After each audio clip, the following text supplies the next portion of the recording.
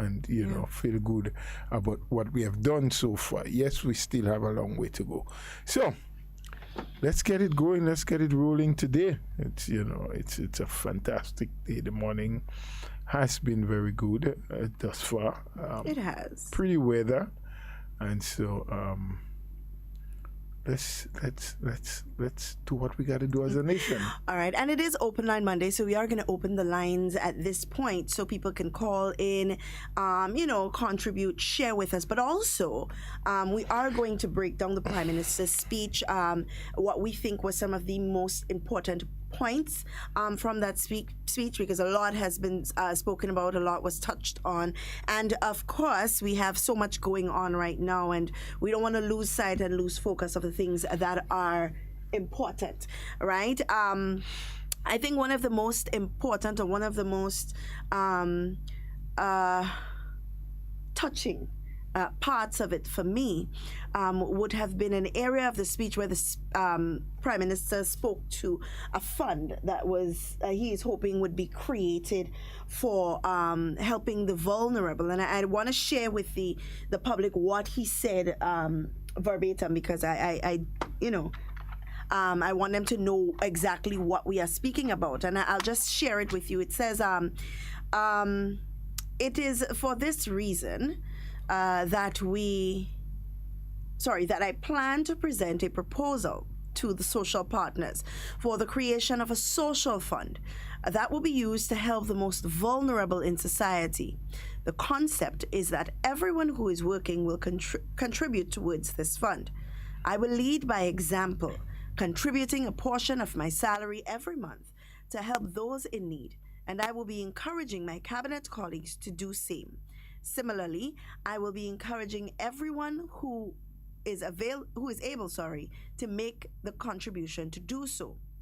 Now, he does go further to explain a bit more about it, and he says, I assure you that if this fund is successfully started, apart from our individual donations, members of government will not have any involvement in this fund. The way I envision it, the social partners will establish an independent committee to manage and disburse the funds acquired through this effort. Any beneficiary of this initiative must be someone with a justifiable need that can be verified. And then he goes on to speak about who fits into the category: farmers, fishermen, hotel workers, restaurants and bars, tourism and market vendors, taxi drivers, water taxi operators, tour operators and tour guides, and other industry service providers, including operators of marine-based businesses, LIAT workers, and others involved in the aviation services. He goes on to speak about hairdressers, barbers, entertainers, school-based vendors, shopkeepers, small travel agencies, and other business owners, property owners as well. And the list can go on and on and on. And I believe this, for me, is one of the biggest highlights of his speech. Not only because it speaks about helping the vulnerable, but something like this, Mr. Bola, can be revolutionary for our country. Not just during COVID-19, but beyond COVID-19, because we don't know. Nobody envisioned COVID-19 happening. Nobody envisioned us being in a place where we would have to wonder what will happen in the next few months. We would have to wonder on such a large scale how people are coping and how people are surviving. We would have to wonder, when will we go back to normal? Nobody envisioned this happening. I'm quite sure that when we made our New Year's resolution in 2019, that it did not include us having the strength to deal with a pandemic, And this fund, I believe, if done properly, would be lasting for anything that may come about, but also to help assist in the various social programs that we have available. needy assistance, not school books, uniform programs, programs where students are being assisted with paying bus fees, and even the school feeding programs at school. A lot of our social programs can be assisted by this effort, and it also gives us an opportunity as a people to contribute more than just words to the vulnerable in our society. Well, that was more than a mouthful. It was a lot. And I do agree with you, not having read through the entire speech or heard the entire speech, but that particular portion, it really jumped out at me, touched me. Having had dialogue or conversations with the PM and other persons, what I can definitely justify is the fact that he has always been concerned and probably to the point of being very worried about what COVID-19 has done to a lot of our people. And as was explained, he touched on so many areas. The taxi drivers, tour operators, market vendors, tourist vendors, whose lives have been changed and probably not in a positive way. Yeah. There are some positives that we can draw on as that COVID is responsible for, where people have become more innovative and are doing things. But there is a whole lot of negatives. There's so many people who have been displaced. Yep. In terms of their job, in terms of their livelihood, in terms of their ability to now continue to provide for themselves and their family, to look after the family in a way that is very respectable and upfront. As a husband, you know what your roles and functions are. But there are some people who just can't at this time because due to COVID, they are out of a job. Yeah. They're no longer the breadwinner for their family. So it is something that PM has always spoken about. And of course, yes, we can recall in the earlier days when we had the lockdown, when the COVID actually presented itself to Grenada, the government did put together what was called a stimulus package, right. Where some people got help. Not everybody. Probably not everybody who need. Maybe today some of the people who are in greatest need at that time, they were not in need. Because let's face it, all of the businesses that are not operational today did not all go off the same day or at the same time. There were some people, despite there was COVID, there were some people that were still operating, was grinding. The wheels began to grind slower, but they were getting by. But as it prolonged, they had to give up eventually. Yeah. That they couldn't bear or take the pressure of COVID anymore. They could not continue to operate business and not make a profit, or not sometimes even recovering the expenditure. So a lot of them had to eventually close down, lay off workers, send people home, limit the amount of staff, limit the business hours, because then you had curfew and you have times to open and times to close and all of those things. But it is, again, as a result of the COVID and the government's attempt to safeguard human lives. So when Prime Minister mentioned that they're looking at, and he's looking seriously, had given it some thought and will take it to the social partners and to see how can they set up, how can there be a setup of this social fund that all of us as Grenadian can contribute to based on our means. It is not a tax, because there was someone who very early on Facebook went out talking about, in Prime Minister's speech, he's mentioning about taxing people and businesses are taxed so heavily already. It is not a tax, because I recall part of the speech he said they will not have to go to Parliament to legislate for this fund. it is a voluntary fund. I mean, where if we feel obliged to, if we are so concerned as citizens of the land and we care for each other, we're going to volunteer whatever we can afford towards that fund. And also very important in breaking down what he said, very important is that he said no government involvement in terms of the determination we should get or the distribution of what people get. And to me, that is important from the standpoint that we have a lot of finger pointers. There are a lot of people who the moment the government tries to implement something, put something into place, they start pointing fingers. Well, it's the government, and they're going to do what they like. Yeah. They're going to give to who they want. Yep. It's going to be their supporters. We have heard those stories many times before. Yeah. So it's not new to us. So if government is going to have a hands off, no minister, no political appointee, but that the social partner grouping would be the one tasked with the responsibility of deciding among themselves who, whether it is people from within the social compact or they want to use people outside, but they will be the decision makers in terms of who should head, who should be part of, who should be the supervisory committee, and all those things like that, leaving it in the hands of the public. I really do hope and think that will work. But mind you, we have to be prepared for those of us who are filled with sarcasm, those of us who have no intent to do anything positive about any situation except talk, and true talk.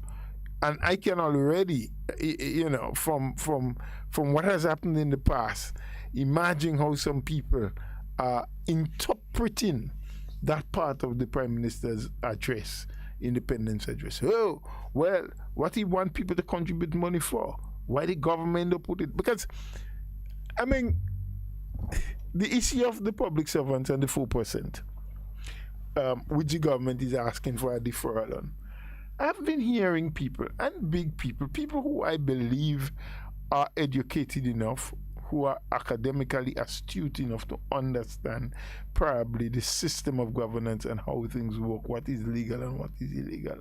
But have heard some people boldly talking about where the millions that the government get for COVID.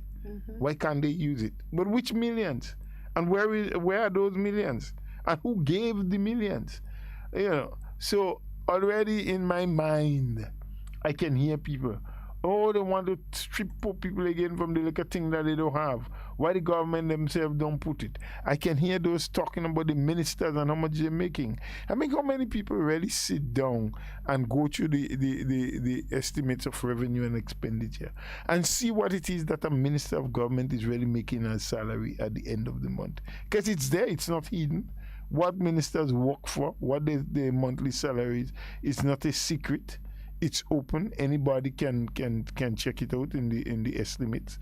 It's there, So while I honestly believe it is a good move, and I honestly believe that there are some very genuine, good-hearted Grenadian people who recognize the depths to which some of their fellow Grenadians, their brothers and sisters, have fell, and understanding that at this point in time in their life, they need a little handout as well as a hand up, will consciously make an effort to try to contribute to that fund. I honestly believe that. But I also can see and imagine how some other people will view it and will take it, and the things they are going to say about this fund, and discourage some people from putting in any kind of money into it. So, my friends, it is a chance for us. It is our opportunity to show to humanity, to show to our own people, to show to the people of our country that we care for them, we love them, that as a nation, we are prepared to back our words with actions. serious actions, good actions, actions that will help, and will elevate people from where they are. There's a lot of hurt. There's a lot of people hurting. And that is not to say that even those who are working are not hurting too. Because sometimes we believe because someone has a job, it is all okay for him or her and they need nothing else. And I don't honestly believe that. Yes? I believe we are in a better place and position than those who are not working at all, those who doesn't have an income at all. But it also means that many of us can do with something more than what we're getting, because we too have needs. Those of us who work, we too have the intent to improve our lives, and what will do that for us is what kind of a remuneration we get at the end of the day. So for the public servants, the teachers and policemen and other people who have been vying for the 4% and saying that we need it, I understand and fully understand that. But I want them also to understand that there are those who doesn't even have 2%, more or less 4%. And we need to take into consideration how can we all coexist, working together as a team, as an independent nation for 47 years, putting our differences aside in these critical and challenging times and saying, all for one, all hands on deck, every Grenadian making that conscious effort to try to do better to help one another. One last thing I want to say on that particular point. While I do agree and accept that that's an innovative move and hope that it would work and that people will buy into it and contribute and that there will be fairness or equity across the board in terms of how the distribution will be made, I also want to highlight to some of our people who are being faced with the reality of not having a job anymore, or struggling to take care of their family needs because the company they were working with due to COVID have to close down or go offline, go off business, whatever it is that may have happened.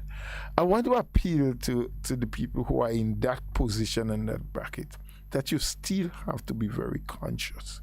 The fact that you're not having a regular earning again doesn't mean that it is no time for you to just sit and fold your arms and say, I don't have a job, so it's time for government to take care of me.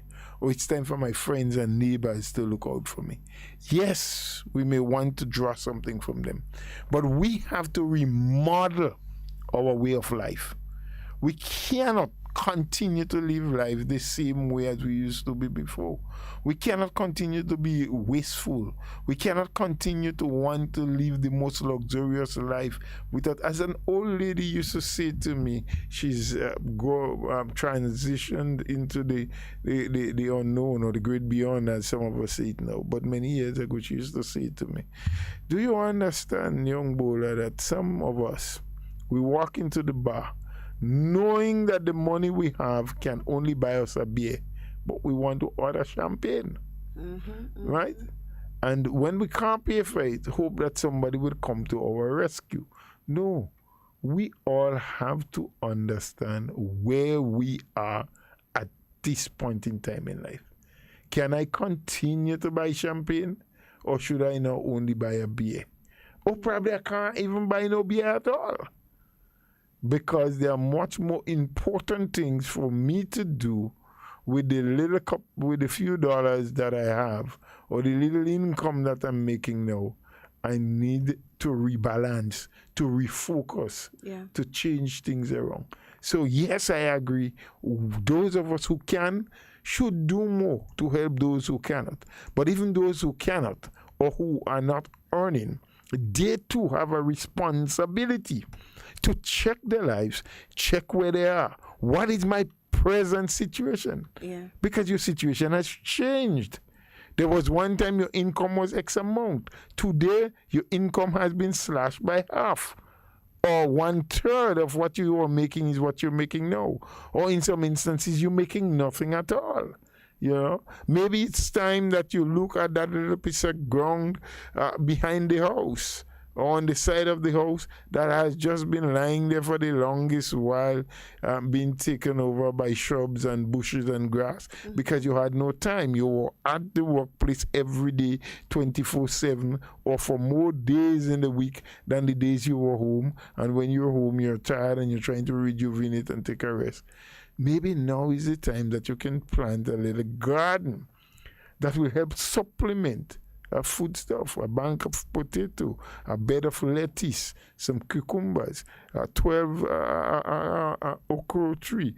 Dig that drain and take the wastewater from your sink and your bathroom so you can now grow some callaloo. These will help to supplement. All I'm saying really is that those of us who are in the position now where we no longer have an earning, we no longer have a job, we don't have a salary to collect at the end of the month or wages during the week, we need to sit down and have a conscious, open conversation with our family. We need to look at and where can we get some sort of assistance from. And assistance here doesn't mean handout, go in and sit by the road or hoping that the neighbor gonna give you something. Assistance in terms of what can I do with the limited resources that I have that will ensure that my family and I will continue to be able to feed ourselves. It may be planting little things, maybe not necessarily for resale to other people, but just for your own use at home. And then if you're able to get a little something on top of that, it can only make it better for you. All right. That is what was more than a mouthful, Mr. Bowler. But I mean, you couldn't have said it any better. It is important for us as individuals who can help to help. But it is also important for the individuals who we are helping to understand where they are and try to recalibrate their lifestyle and their means of survival to fit into what they can now afford, you know. And we've seen it in cases where somebody may need a little assistance and you give them a little $50 and they turn around and ask you what $50 could do. You know, in the same mindset, in the same way, they must now recalibrate and say, listen, I used to make $100 before, now I'm only making $50. Let me see what I can do without. Let me see how I can supplement. Definitely. To make this better. So it is very important for us to look at that. I was looking at the Grenada Development Bank because I usually go on their site to see what they have available, see what's going on with them. And I noticed that they now, and let me see if I get a moment to pull it up here, now have a new promotion going for individuals who are working. I think it's up to $30,000 or so as a means of getting a second income. To start a small business or so on. So you don't have to be unemployed, but it is as a means of getting a second income. And we have a good relationship here with the people at the Grenada Development Bank. So I'm hoping really that we can get, you know, one of them to come and speak. Right, it's called Mind Your Business. Yep. Right, you get a loan up to $30,000 unsecured. But of course, you know, with conditions. With conditions. But you know, Ms. Duncan, I like the initiative, and it is about getting people to realize that they must push themselves to their fullest potential. Absolutely. You know, when you're failing in one area, we are opening up options for you so you can try other areas. But one also has to be very, very careful and smartly calculate what you're doing. So it's available. $30,000 loan unsecured, so you don't have to bring in probably no land paper. There are other conditions, whatever it is, because we have not gone into that. We don't know all of the conditionalities under which you can get it. But this is so you can have additional income. Don't just feel the money is there, yeah, let me open up a little shop. Let me open up a little parlor. You have to seriously calculate. Yeah. What is available in my community? What is needed? Where is that niche that nobody else has gone into as yet? So it's not just about jumping into the pot because money is available and competing. Because here's what. If there's too much of one thing, they tell you it's good for nothing. So if too many people are into the same business, targeting the same buyers, doing in the same area, everybody goes home at the end of the day without making anything. Because I get 2 customers and you get 2 and my neighbor, they get 1.5 and the other one get 1. At the end of the day, it does nothing good for any one of us. So maybe if people can consciously decide, well, and do what is called the market research. Sometimes you hear those things and you think it's so much, so technical a thing to do. No, it's just about knowing in the particular area where you want to operate. What are the things that people need? What are they willing to buy? What the income level is like? How much will they be able to get? And sometimes even if you have the product, what does that community afford? High-end, the best of the best, the most expensive, or they want something that is good but inexpensive. All of those things you have to know, because taking that money and not utilizing it properly so that it can bring income to repay the bank and at the same time provide additional income for you can put you at times in a worse off position than if you had left that money alone. Because sometimes we say, oh, well, it's available. I mean, they're offering. Why can't I just? No. You must know that if you are going to take that money, and the planning must not be planned for 3 months. It has to be long-term planning. Yeah. Because you don't repay $30,000 in 3 months except you have some really serious source of income where every month you can go drop $10,000 on your principal in the bank plus your interest. Yeah. Yeah.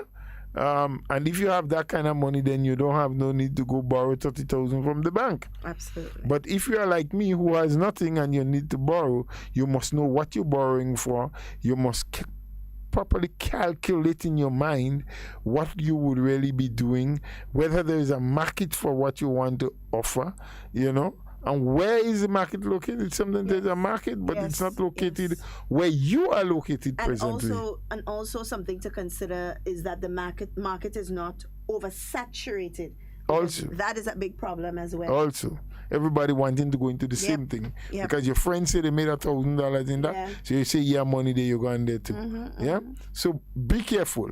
I'm not discouraging anyone. I'm just saying, but I think the bank itself would have its checks and balances, and they would like to question people and get some level of assurance that whoever is coming in to request those kind of loans know what they're about, what they want to do, and how they will be in a position to repay.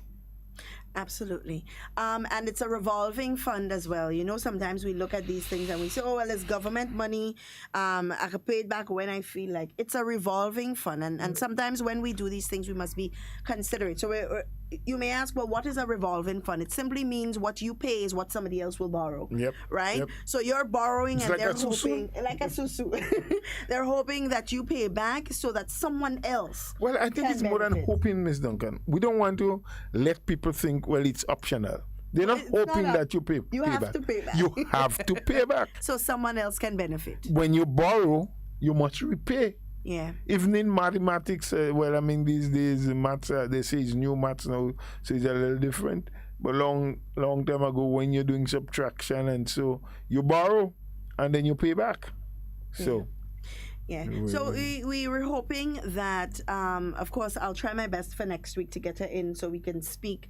So Carla, I know you're listening. Carla, I'll be calling you soon so that we can have an interview and speak a little bit more about it, along with all of the other things that they have available, because they do have a number of things that are still available to the general public to utilize. So even individuals, I'm quite sure, who already have a business but want to expand their business or to pump some funds into their business, there are opportunities available for that as well.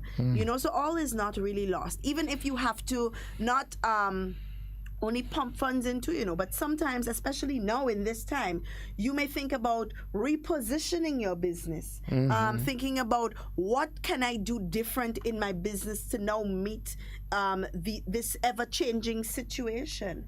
What is required of me now? You may be selling spices before, but now there's not much tourism. So you have to think about, now what can I go into that would help sustain me until my original business can get back on track. So these are a lot of things that needs to be considered as well. So Sachin, a lot of introspection, a lot of talking to yourself and family and close friends, getting the best sort of advice and not just jumping into something because you feel there's some money available or there's something. You need to really be conscious about what you're doing, because at the end of the day, you do not want to find yourself in a worse position than where you are now or where you started.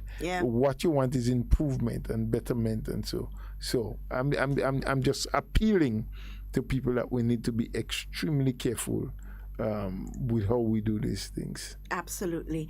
And we're, as we said, the lines are open. You can give us a call, 440-7377, to contribute to the conversation. And not just to contribute to the conversation, but if you want to share information with us, if you have something that you want to ask. As we say here, we're not the repository of information, but we try our best to answer questions, and what we don't have the answer to, we try to find out as best as possible so we can answer for you. And I want to go back to the Prime Minister's speech for a moment, Mr. Bowler, just to highlight another area that he did allude to.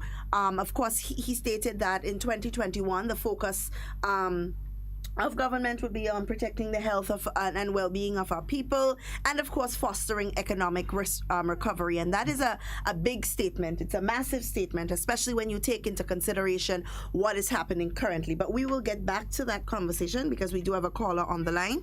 Hello, good morning. Good morning, Ms. Duncan. Hi, good morning. Good morning to you, and good morning to Mr. Bowler. Morning, sir. How are you? I'm fine. Tuesday was my birthday. I enjoyed it. After the Monday was a disaster, the 2nd of February, Yes. So I definitely enjoyed my birthday on the 2nd. On the 2nd. But what I called you on, Hard Talk is my favorite program, which both of you all know. I have a problem. The problem is not me alone, but a lot of people share concern about it. You have a national event, and you have so many radio stations in Grenada.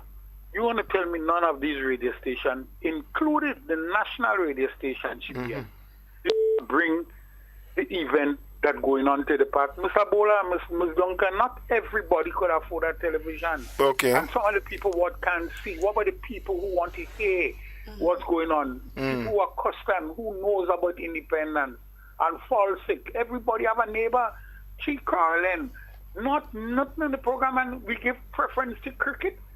I mean, come on. I don't want to sound harsh, but you make me like the North Korea president or the Chinese or the Russian. I have to talk that way because you can tell me that they're going to have some karate tournament in China or baseball in Russia, and they will give that preference over the independent. Talking about 5 cricketers all the time. Every time you put on GBN or anything, you said 5 cricketers. Some waste of time. I had to call them, so I can't give them no other name. There's some waste of time. They're wasting people time. Okay. And you're going to tell me some agreement with a national event? Come on. I blame the government for that. I blame them. Nothing is my government. I love my government, but I blame them for that. They have to give a justifiable cause why that happens. Okay. They have no right to get no preference. Nothing. That is the national event. You can't tell nobody nothing at all. We talked that this morning, and a lot of people say they would like to hear what is the excuse that they will give. Okay. Thank you, Mr. Bola. And you are welcome, and I think it's a well-made point. National events must be treated as national events, must be respected as national events. I wasn't even aware that the radio stations did not bring them, and I don't know the reason why. If they didn't bring it, I don't know the reason why they didn't. I don't know if they weren't approached. So it is something that we have to inquire about. But I would think that the GIS and did carry. excuse me, they did carry it, but I want to believe they would have had responsibility to make sure that that other stations Well, bring that is what I want to comment on, Mr. Bola, because I don't think that they can mandate other stations to bring it. I think they can make a request, and it is on the cognizance of whatever the radio stations and television stations and so on are to really do that. But they cannot make it a mandate. Having said that, Ms. Duncan, and I am not absolutely sure, but we must check with the NTRC. Right. See if we can get someone in there to come to explain to us. But I do believe at some point in time, and I'm getting older, so my institutional knowledge don't always treat me right. We got to start to put it on paper. We may have to start to, but I want to believe that somewhere along the line, and I think we have another caller coming in, that radio stations, when they get their license, they do have something that they have signed up to, a responsibility to broadcast national activities. Well, we'll definitely but we'll find have to check that out, you know. Don't quote me on it. But I think somewhere along the line there's something to that effect. All right. We have another caller on the line. Hello, good morning. Good morning, my dear sister Duncan. Good morning, Miss Jacob. How are you? I am good, and how are you? Well, I'm fine. I'm fine, and because the Lord make me see the morning, and I thank God for that. And hearing my beautiful, handsome, looking so beautiful in the sight of God. But how are you, Miss Jacob? Teresa Jacob, fine. Good morning to you. I said, Teresa Jacob, good morning to you. Good morning, darling, sweetie pie. Well, what that fella did today is true. None of the radio station don't bring that. Yes. That thing in the back.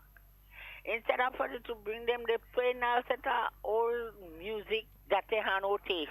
Okay. So I changed my radio to 95.555 Trinidad. Okay. The whole day on the Trinidad station. I don't listen to them. I don't know why. And big GBN do bring nothing more than the cricket. They could have leave the cricket and leave the cricket for today. I love cricket, but they shouldn't have us to bring the cricket yesterday. Well, that's rather unfortunate. I say that's rather unfortunate. Yes. And, girl, Monday, when I hear the death of my brother, Christ, Sister Duncan and Brother Bula. Yes. Oh, boy, that is a piece of thing. And I talked to him last year, September. Okay. I talked to him now. He said, well, I said, oh, God, brother, you must go up. He said, yes, he have an appointment for October last year. I know, then in February. And you know who mommy did too? The leader of the opposition. Yes. Brother Clement. Oh, yes. I heard that over the weekend. Yes. Our sympathies goes out to him and his family. Yes, I heard that. Yes. Just forgot that. In Petit Martinique, yes. One from Petit Martinique, one from Carriacou. I believe it's Petit Martinique that take Carriacou. You feel so? He said, watch boy, come up and meet me. What so much work are they of the family to do? Yes. Man, come up here. So she want help. Yes, she want help to do the work of the. We understand. So his sympathy goes up for them. And yes. Jack will feel it when I call him, Yes. Yeah. Jack is sad. See what? It is what it is, Miss Jacob. Yes, it is what it is. And we're happy to have you and to hear you and thank God for you. That's right. Yes, but we have to Right. inquire. You're not supposed, as soon as I put on the phone, you hear, first thing you're going to say, no. Miss Jacob talk to me, and I will say, no. I talk to, Yeah. but I don't Sister Duncan and Parabola this morning. We Well, could, no, boy. we don't know the minute, we don't know the hour. So That's right. we have to say thank you, Lord, every Thank day you, Lord. we have life. And of Yes. course, we are going to inquire Yeah. about this failure by the stations. We really don't know, and we don't want to cast any blame on anybody. We don't know why. We don't know, but it's a concern because a lot of people are raising it. You raised it, a caller before raised it, and people are saying, well, we couldn't hear, we didn't know, we didn't even realize something was happening. But let's find out, and of course, we'll bring the information, or we'll get to the bottom of it and let people know what's happening. If I could get to the bottom Yes, of it, we'll do the best we can, and let us Yeah. wish you a very pleasant day. And God you continue and to Sister bless your good Duncan, soul. you all have a pleasant day. God bless you all, and I love you all. Thank you so much. Okay, Great. bye-bye. Bye. And as Sister Jacob just reminded us, we started and we did not acknowledge that. Actually, yeah. it's not that, I was leaving that for the very last. When you are because- about to close Yes, up. because Okay. I don't want to rush into it at the very beginning of the program, but give ample time and reverence Okay. for something like that, something of such grave importance. Wiser head you are than mine. I don't think so. I just think I thought about it a little bit more. If you are the wiser, you are the wiser. Why don't you want to accept that? Well, usually older heads are the wiser. Okay. Usually, but not. It is not unusual that a younger head could be much wiser. All right, we have another caller on the line. Hello, good morning. Oh, yes. Good morning to you. Hi, good morning. How are you today? Good. And good morning to the doc. Good morning to you, sir. Right. Now, I listen to the conversation, and I do have a concern with respect to the I don't think I heard any program on independence. However, I think we have a big problem on hand. I don't know, we may have to designate you the public relation or national public relation officer in this country, Me? Well, actually, yeah. I think you have the time for that. But thank you for considering me. But Yeah, do you really believe I would make a difference? Yeah, two persons I think in at that level, you and Mr. Joseph, people who could get away from anything. Yeah. But the problem is bigger than that. You see, I sent you a few posting. I believe you're all getting it. Some posting on the brain. That is my subject, and I'm worried. I've been saying this even with the Ministry of Education and all these higher bodies. We have a problem, the Food and Nutrition Council, we have a problem on hand. We are breaking down, and we're breaking down too fast. We have a big mental problem, and I don't know who is going to address it, be it the Ministry of Education or the Ministry of Health, but it is a very serious situation. We can't be qualifying people at that level, 8 or 9, 10, distinction. And then people are not thinking, and we keep fighting with each other. Something is just not right. And with the radio stations, somebody has to talk. We cannot continue fighting each other because we're getting nowhere. We have to be conscious that this country belongs to us and we have our part to play. I wish we could get to that point. But in the earlier conversation, you was talking about the banks and the loans and so forth. Yeah, the Grenada Development Bank, GDB. What is happening here is that we are giving people monies, but we are not. I had a problem with those banks in the early years, and I had to call it even general managers of banks. I say, you're failing this country, you're failing us, you're failing this country. This foreclosure thing, I think government have to come in with this very heavily. There should be no foreclosure in this island except the banks do a letter to the government for study before they could take a decision to foreclose. We have to be very careful because the people who are getting themselves into trouble is not, most of the time, it's not of their own fault. It's based on how the economy and no one is helping. You give a man $200,000, $100,000. He doesn't know anything about managing money, and you expect him to succeed. I had a discussion with the bank at one time, and they told me, well, if we advise and anything go wrong, they're likely to sue us. I said, no. What you have to do is put another clause in your banking act to protect you. That's what you need to do. So if you give someone an advice and they fail to use it in the right way and they fail, it's not your business. They can't sue you. So However, they are doing that now, but we need to do that more, because I had also a problem with the Grenada Development Bank. We cannot and shouldn't give people money who doesn't know much about money and don't manage them. If the persons fail, the banks fail. If they succeed, the banks succeed. So most of the time it's not because the people at least spend the money badly, but it's because they don't know how to spend the money. So this institution must set up an advisory body somewhere to advise people step by step. In other words, I give you the money, but I'm not going to allow you to fail. Right. And I think that is where the problem is coming from. Money management matters. Money management. Many people are failing. Could you work on $87 a month? Work on or work with? $87 a month. I'm trying to understand what you mean. Work with $87 a month. With $87 a month. In terms of, if that's your income, a wage, a salary. That's your salary. And to be successful. You can, you can. That's why I said earlier on, it's not because it's available, it's about the changes that you have to make based on the times that we are in. That's why I say you're smart. Well, I don't know if I'm smart, but I think people have to learn that, look, times are not like the times are not like it always used to be.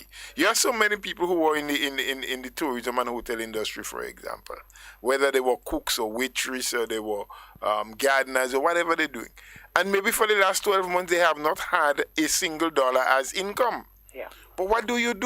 Do you just sit and say, well, government is supposed to help us, give us a pull-out, or they promise that in the budget? Yes, but if those things come, there must be extra to what you are trying to do for yourself. But also, importantly, without taking too much of your time, when we are working, and it's something I've said many, many times before, we have not taught our people how to plan and prepare for future.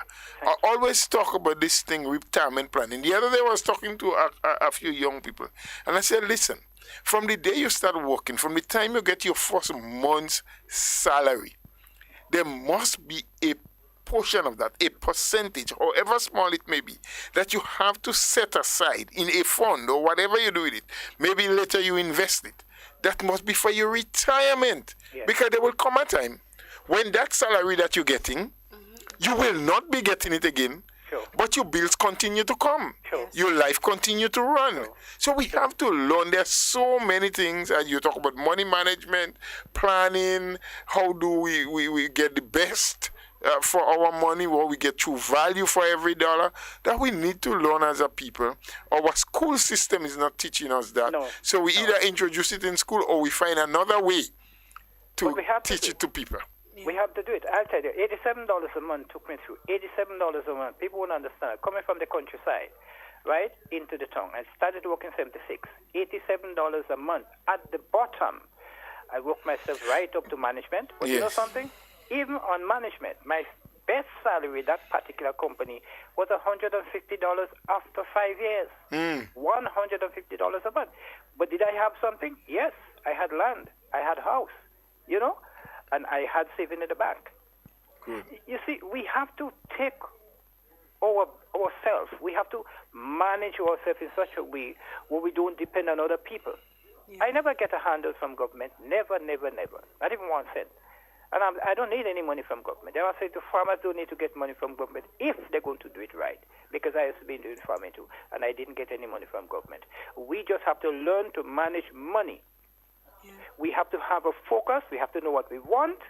And don't care if it's $1 you have, and you have what you call a plan, that dollar is supposed to work to deal with your plan.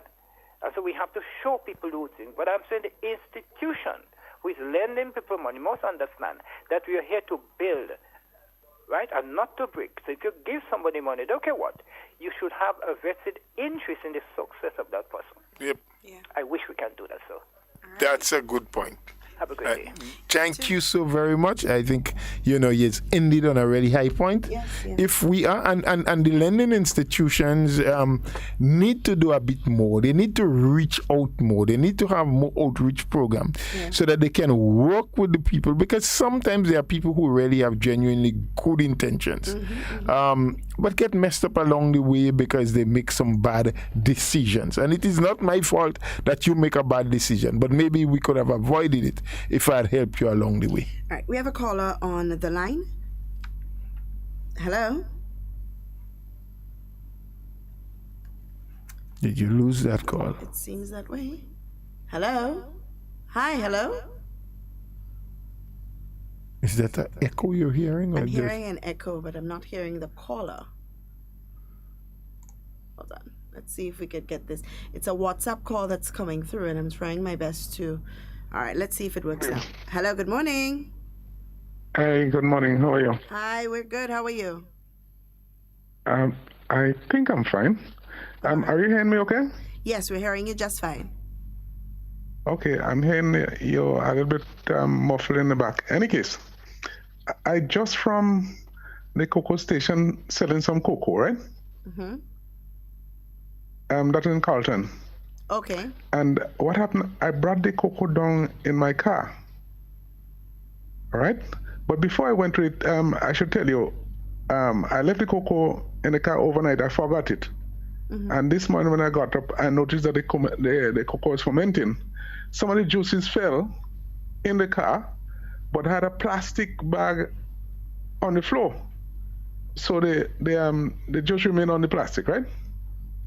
But when I was leaving, I wanted to rinse out the buckets before I leave, and there was no water in the pipe. So I queried, why is there no water in the pipe? And one of the attendants told me, people have been wasting the water too much. I said, well, but the farmers are paying for the water. Mm-hmm. You know, the farmers are paying for it. So how come they could be wasting it? Mm-hmm. And I said, well, it's not everybody gonna waste it, but if I come to sell cocoa there and the juice is gonna be falling in the car after I empty the bucket, that's not good enough for me at all. I need to be able to at least rinse out the bucket before I go with it. Mm-hmm. I think something ought to be done because cocoa producers are farmers, also nutmeg producers. Okay? Are you there? Yeah, we're listening to you. Okay, good. Yeah, cocoa producers are farmers, also nutmeg farmers, right? So, listen what? We'll go there to sell it after coming from the field yesterday, the day before, and so on. We went there to sell the cocoa. And regardless to how much cocoa we would have sold to the cooperative, we have to go and stand up in a line or in the hot sun to collect a check for $12. That doesn't make sense. It's too much pressure on the farmer.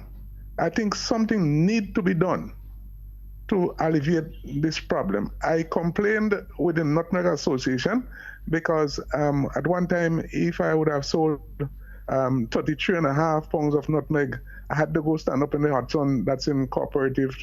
It doesn't matter what time to collect that check for $103. And I think this is too much pressure on the farmers. I think something ought to be done. When I complained to one of the board members, okay, I'm going to talk to them and see what could happen. And then it was after I would have sold 100 pounds of nutmeg, then they issue me a check to go to the bank. But more than that, you know exactly what day you're purchasing nutmeg. In advance, you're purchasing nutmeg on Wednesday, next week, please God, or next week, Friday, so to speak. The police station is right there.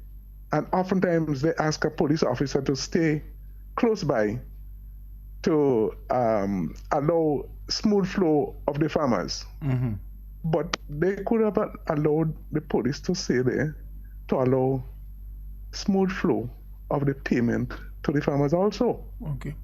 I'm getting your drift, farmer. Somebody held up the cooperative, the office, and took monies from there. Yeah.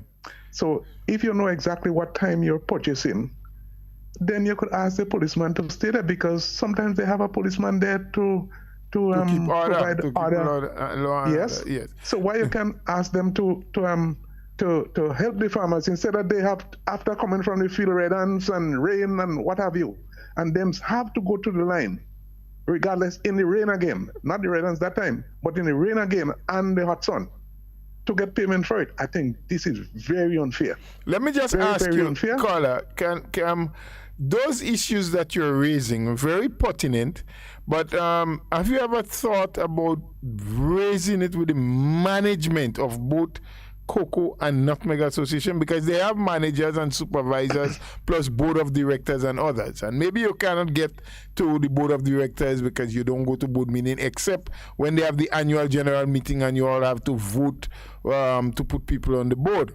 But they do have area meetings, I think. I don't know when last they did, but they sometimes have area meetings. Those kind of issues, do you raise them at those levels? Because these are things that management should look into. So you're saying by Carlton Cocoa Station, there is not even a pipe with running water, so you can even probably wash your hands when you finish selling and things like that. Not even to drink. These are Not management issues that I think the management of these associations are supposed to look into and to do something about. So I would want to urge you to raise it there. Yes, from the level where we are here on the station and you're raising it, I think other people who are listening are hearing and probably can add their voices to it, and we can probably speak to people whom we know. But I think as a farmer, you need to raise it with the management. Let them know. Put your cry out to them. This is what is happening and we need better. We will continue to push as much as we can and to highlight some of the issues that you have raised here for you. But we can't do it alone. We need you to get it to the management as well.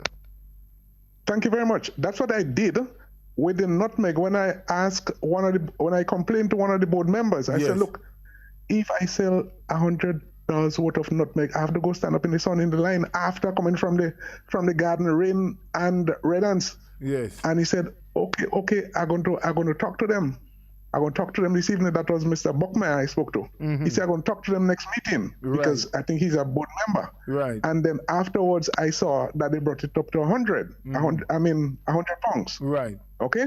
Right. But still, the problem is, why do we have to do that when the police station is right there? When I reach in the station to sell the nutmegs, there's a policeman there keeping order. So they need to do something about it. I can't say why not. Yes. I can't say why. I know, why I not. understand. But management needs to get that information and they need to start working on it. I speak to it now because I know a lot of other people is listening to you. Yes. And a lot of other farmers are feeling it too. I think even the senator, yes, responsible for agriculture, mm-hmm. You know, he might be hearing me too because I cannot leave the field to go talk to them. The truth is that I won't leave the field to go to talk to them. Okay. You know, because they do not have farmers at heart. Okay? I saw another senator last week when he went to purchase fertilizer at Carlton there. Mm-hmm. I didn't see him today, but the fact is that they know. They know. You understand? And they don't feel it. Is how it was? The poor man I feel it. Is that? Well, you good. Yeah. The poor man I feel it. Yes, I hear you, sir. Yeah. We hear you. So I think something better could be done, and I speak here to you because I think you used to be along close to those areas once. Yes. In agriculture. Yes. So I speak to you because maybe you might say something to somebody. If what I say makes sense to you, you might say something to somebody, and you might say it on the air, and I might hear you. Okay, but more than on the air, I promise you that I would reach out to those who I know, who I have contacts with, and ask them to look into some of the concerns, because I think there are not too difficult issues that the management can make decisions on and bring about changes. Yeah, because even the water, I mean, you from the field, all you reach there, you couldn't get some water to drink. I understand. Not some water to drink to keep yourself hydrated. We understand. Oh, no. That's unfair. It's you not good enough. You don't have to put a fridge there, no. Just a pipe with running water. The workers in there they have what they have. For them, the union say they need that. Yes. But me, and then you tell me the farmers are wasting it. How come the farmer waste it? It's the farmer's own. They pay for it. So if that's all they can get, give it to them, give them some water now. Okay. I heard that boy call the station earlier today, I think, one of the stations, the Rasta man. I forget his name now. From St. John's. From St. John's. Yes. I heard him call, and he was pleading over some other things. And he was saying, only me that calls and speak about it. And I really admire that mister. I really admire him. Culture man, we know who he is. Yes. Culture man, yes. Only me that's speaking and so on. And people ridicule him, you know? And that's not fair. Thank you very much, sir. You're welcome. And we do hope that something would happen to change around. You was about to go look at another aspect, because we only took one paragraph so far of the speech, but we're happy that people are calling and expressing themselves, and we, it's open line Monday, but we want to talk over that. Right. The other aspect that I was going to speak about was Prime Minister speaking about protecting the health and well-being of our people. We had to come back to it because we have another call, and it is open line. We did promise the people that they would get an opportunity to speak. Hello, good morning. Yes, good morning. I know the rules, but sorry for coming back. But after listening to this step, I had to come in. We have a big problem there also, and I had been making interventions over the years. We are doing what you call anger management, not anger management of a fixing, but we angry with everybody. And that's why I deal with the brain, and I talk about the brain all the time. Because you see, it's a mental something there. Empathy in business. Empathy, and that's why I did well as a salesperson when I was working in my companies. Because you see, empathy, taking interest in people, being concerned about people's well-being in business, that is what brings the dollars. That is what brings your business to the top. I don't care who, be it government or private sector. We have a problem there. Too much anger in the system. Well, I don't care. Is that fair? You just do things, don't care what it does to people, but it drags your business down. And so we have to, Mr. Bowler, we have to stop this thing. I'll call in on you again because you're a man who is versed there. You have to allow your voice to be heard loudly, because we must transform people's thinking in business. In this, that's why we're breaking down socially. You see, we cannot continue not having interest in people to succeed. We must. And so I listened to the gentleman, and he's right, because I have been making this point over. Every time I step into the city, I have to do sales for somebody, some company. So I just feel sometimes, look, but I just step in and manage all business in town. We have to stop this thing. We can't be angry with people when they're helping us to survive. Cocoa, nutmeg is the farmers, and you have to bring the accommodation for the people. They're making the money there. Yeah. Bring the accommodation, and don't get the farmers stressed out, because stress is not nice for anybody. Good. All right. Thank you for that injection of that piece there. It makes sense. Less stress for the farmers. Yes, and as he's speaking about empathy, it really does tie right into what we were about to discuss about Prime Minister's speech. Having empathy for the fact that not everyone is affected in the same way in this situation. Definitely. There are people in our country who, if affected by COVID-19, will be at greater risk of developing complications. Whereas there are going to be people who, you get it, it's like another cold and it's gone. Or you may get no symptoms whatsoever. There are people in our country who have continued to, regardless of the situation, receive a monthly salary. Yep. There are people who have received a salary but on a lesser scale. And there are people who are not receiving a salary at all. And all of this calls for an empathetic spirit, an empathetic heart. Being empathetic to the fact that you are not alone in this situation. We have another caller on the line. Let's take that quickly. Hello, good morning. Good morning. I'm calling for the program. Yes, and you are live? Okay. Well, good morning again to both and to all. Good morning. Morning. Yes. I am saying, as simple as it looks, it is a serious problem that 47 years later after independence, people have still not bought into it. Yeah? It is a serious problem which needs looking into. People must be able to be proud to be a Grenadian. So when you have independence coming round, an independence celebration, it's not just about selling clothes and selling flags and so on. It's what you can do to stand out as a Grenadian. Yeah? Yeah. And there are little things, but you know, okay, one thing that I learned from, because we know that all about Mr. Gary's intervention in the road of independence and so on. And one of the parliamentarians of days of old told me that Mr. Gary warned them that they must come into Parliament wearing straw hats and with their straw bags.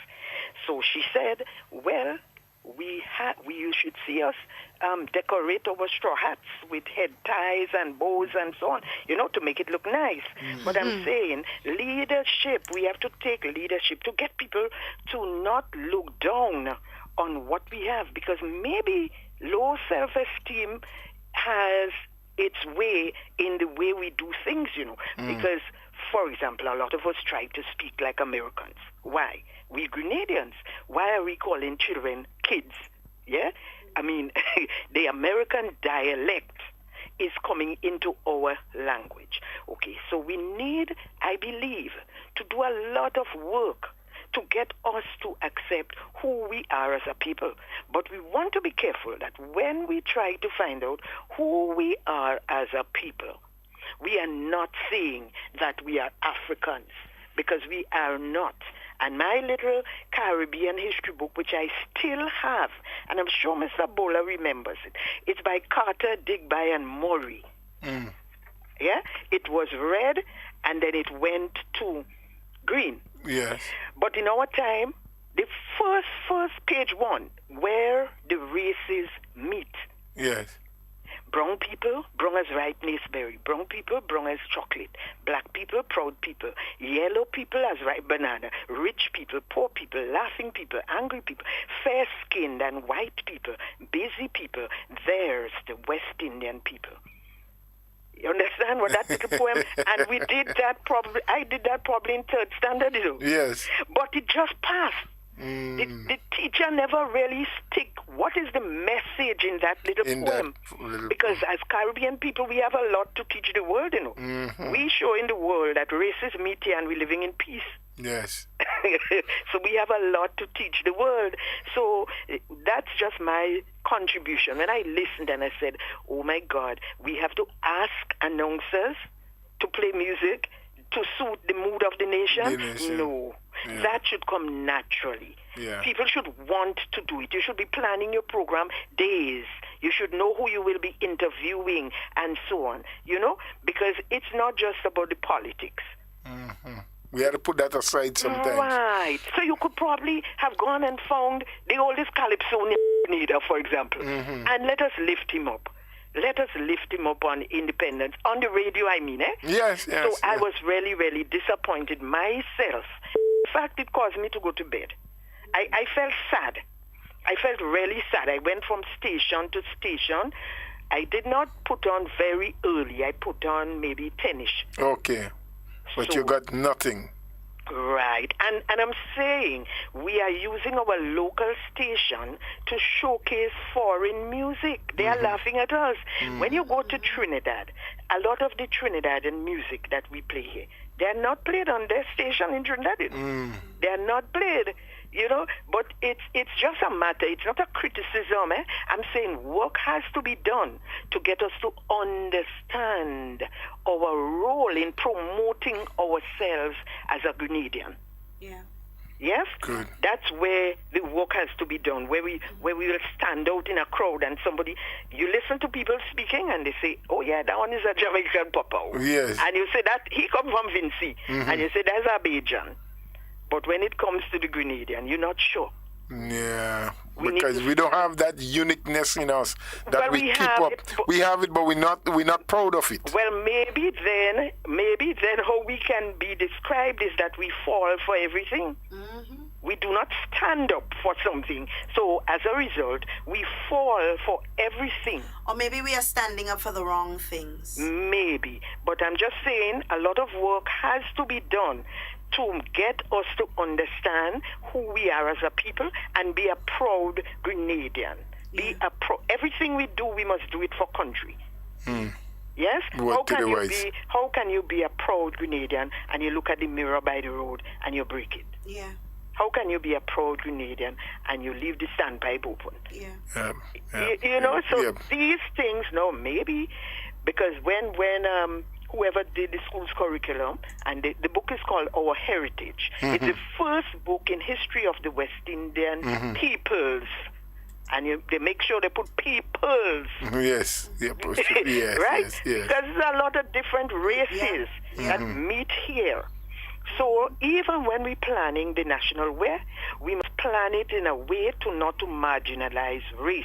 Yes. So that the Indian man, the Indian Grenadian will want to wear it, the Negro Grenadian will want to wear it, the white Grenadian will want to wear it. Yeah. Understand my point?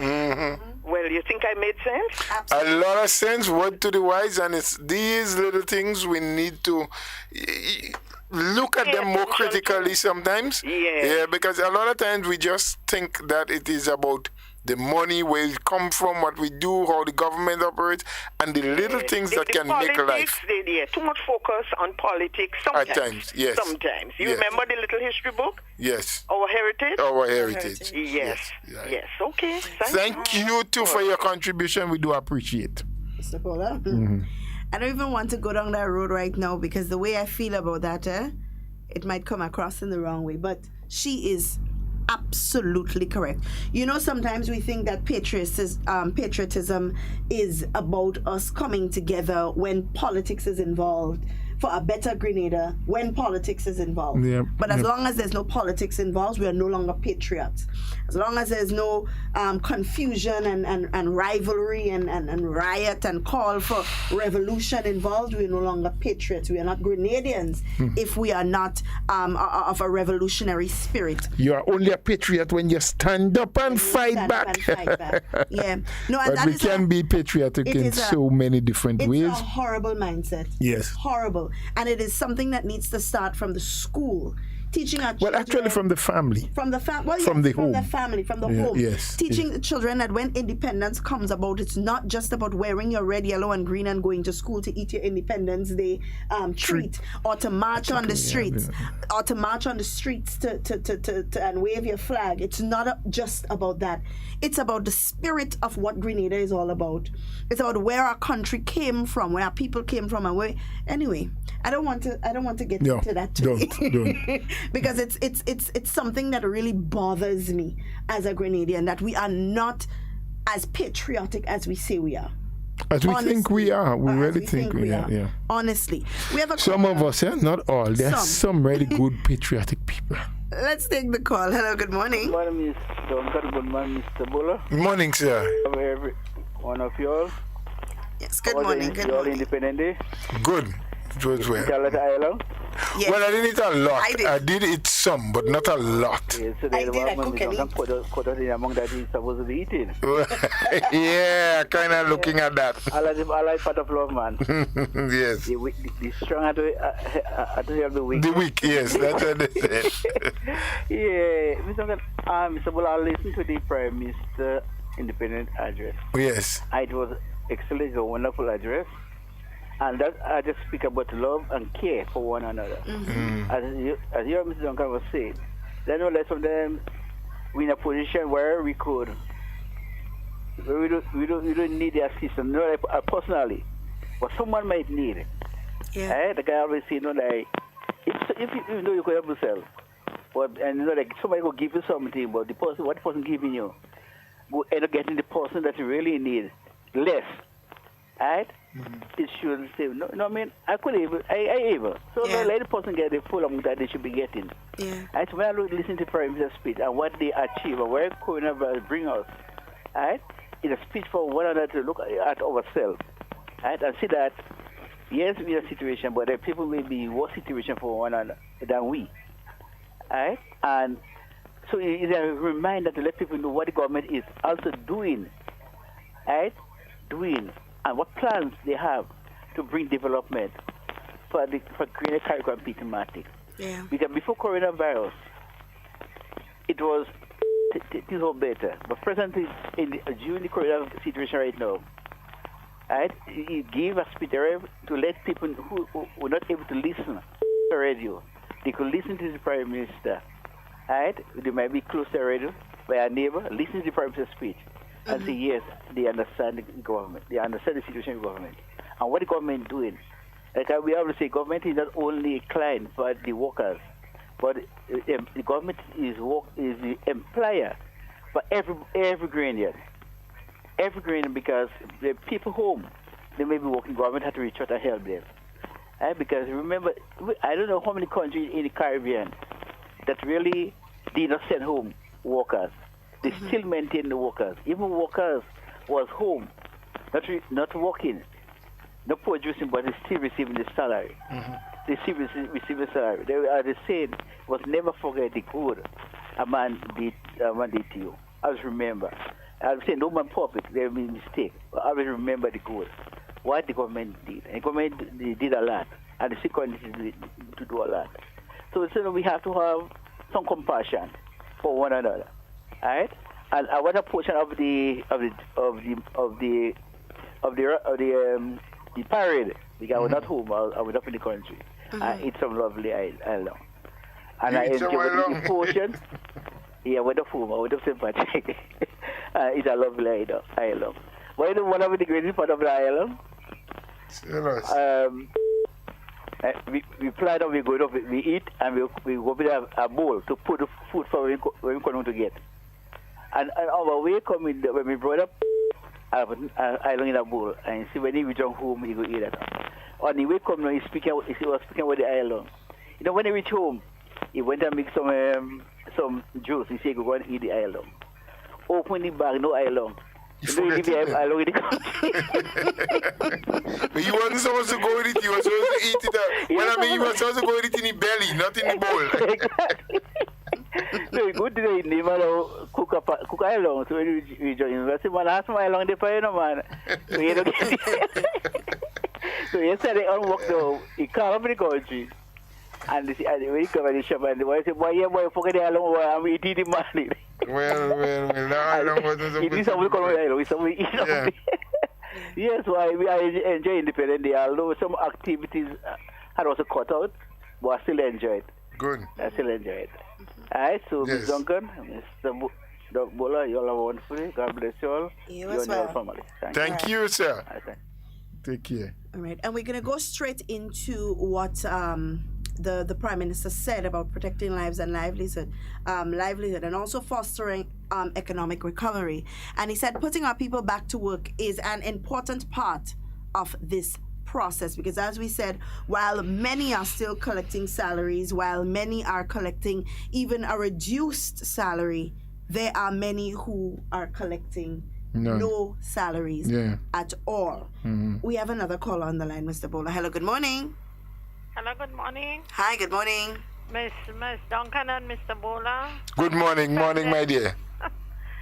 I want to say, in spite of COVID around the world, I know our independence, Grenada's independence, was at the best that we celebrate, because this is a very significant moment in our history. And the messages that came forward, the Prime Minister's speech, asking for that collaboration and unity, working together is so important. And if you listen to the speech and play the speech, it's called for that social fund, is it? And that social fund. He will be one of the first persons that are going to be making his contribution and, making that call to be our neighbor's keeper. I think that went down well with the public, and may from time to time that they play that speech to sort of give people that inspirations. Another aspect that I want to talk about is the calypso, independent calypso monarch, the messages in songs. I congratulate all of our Caisonians. And it's not too late that maybe for the month, the different radio stations and media houses play the songs. Because when you listen to the monarch, you talk about the vaccine. Yeah. The vaccine is very critical as we await that. The world is awaiting that and hoping when we get the vaccine, things will change. It's about lives and livelihood, moving forward. That's a very important message in this calypso. And there were another one was saying, I think is Top Cat from St. Patrick. Yeah, plant something, I think it's... Plant more food. Yes. And that is very, very crucial in these times, Each and every one of us at our backyard and our little space do something and plant something. And I know, Mr. Bola, that's your message. Yes, man. I always planting something. And then you like the food, and then you like to cook food, and so on, Yes. And I always congratulate you, in taking that action and leading all people in that direction. So I just want to say hats off, and I know, in spite of COVID, we're doing well. Look at our neighbors around the region and the world, So Grenada you have to say hats off to the authorities, Yep. And each and every one of you continue doing your good part in providing information. Mr. Bola, there are some consultations that are going to be held. I think it's the POC that will be having it. Yes. So people have been asking, but I say based on the time that information went out, I think there should be a little more, send out some more advertisement on it so that people will know at the different venues that will be taking place, because people have a lot of interest in going forward. Okay. With the Grand Lakes. Well, we should inquire. Thank you. A wonderful day, and may God bless each and every one. Thank you much for your contribution. Bye. We do appreciate it.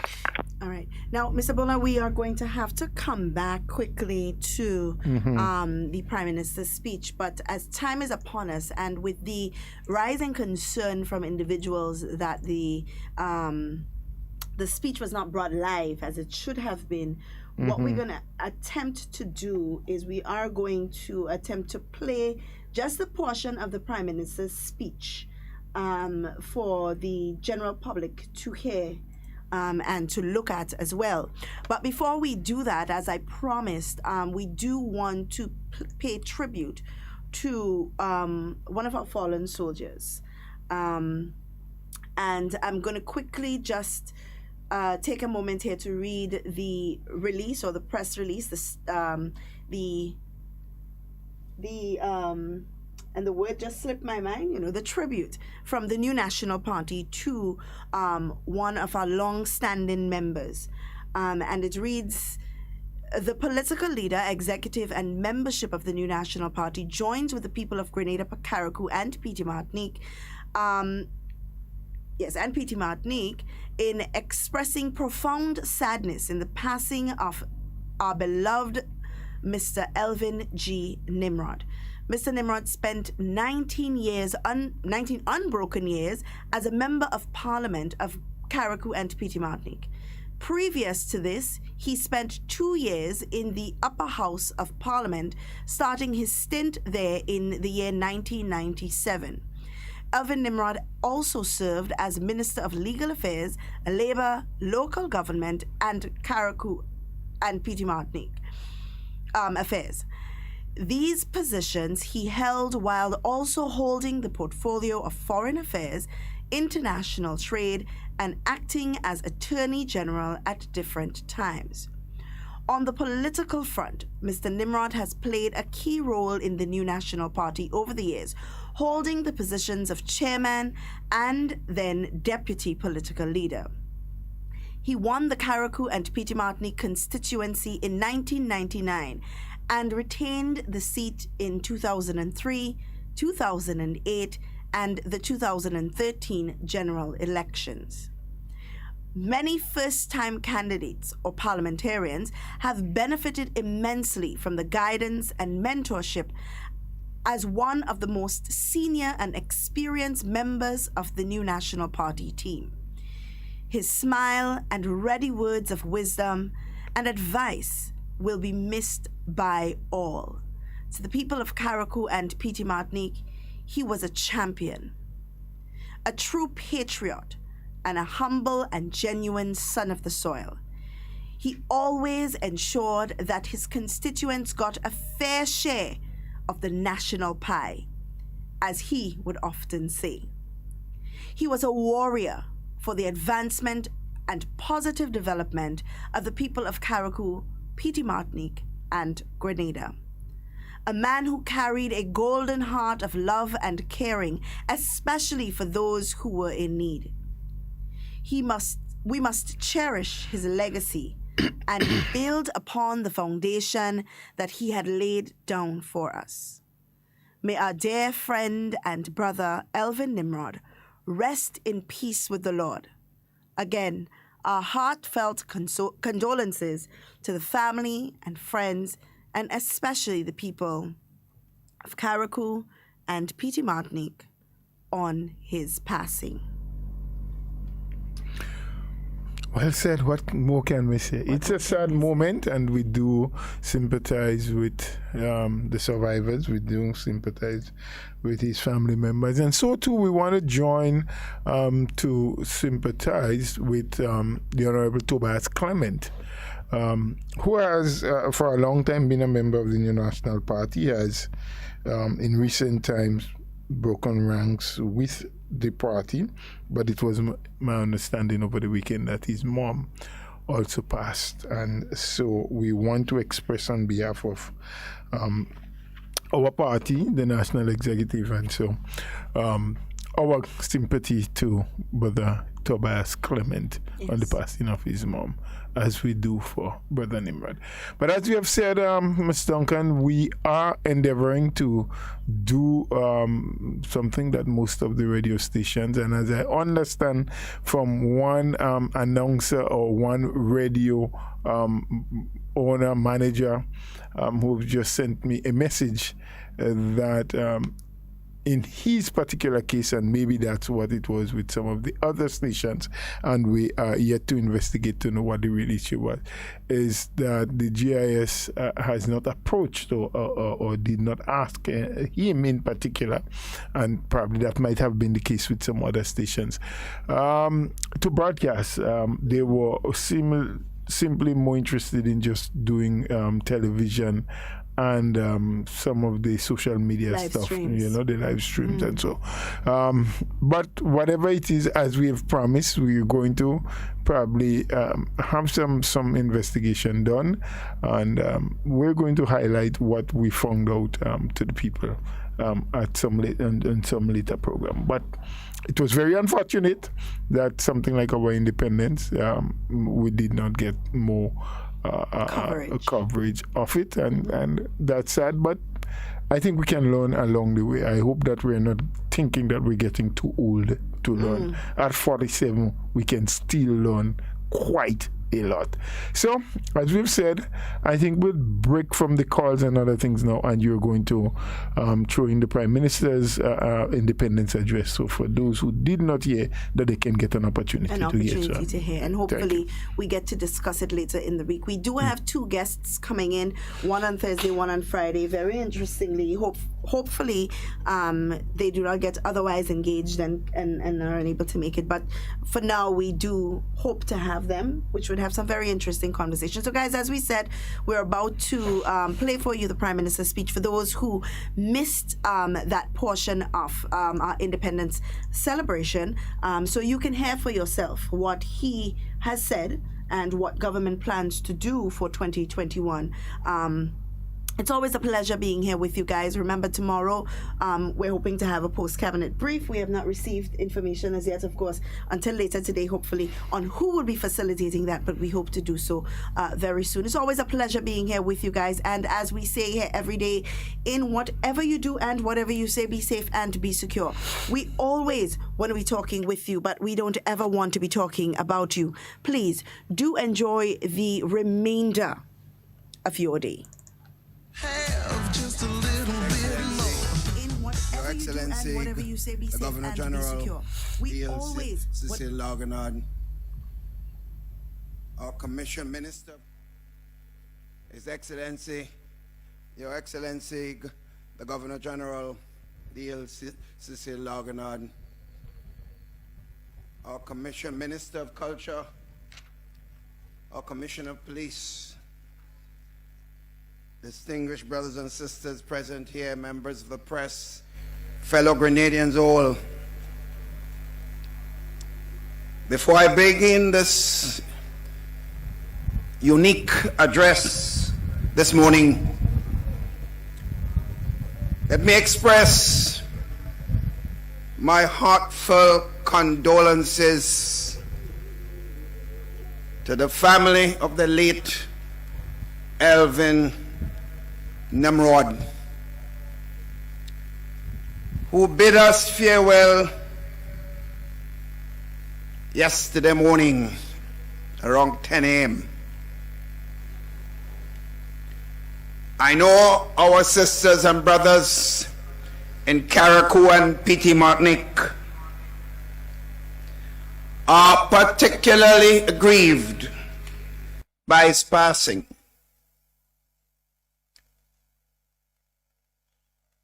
Brother Nimrod gave human services to our beloved country, holding various portfolios in government and serving as a member of parliament for over 2 decades.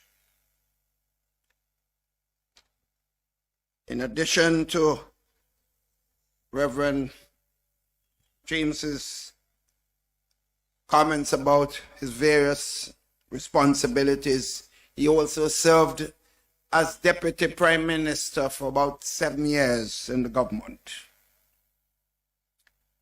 Therefore, sisters and brothers, I beg your indulgence to join me wherever you are in observing a special minute of silence for the service on the passing of Alvin Nimrod.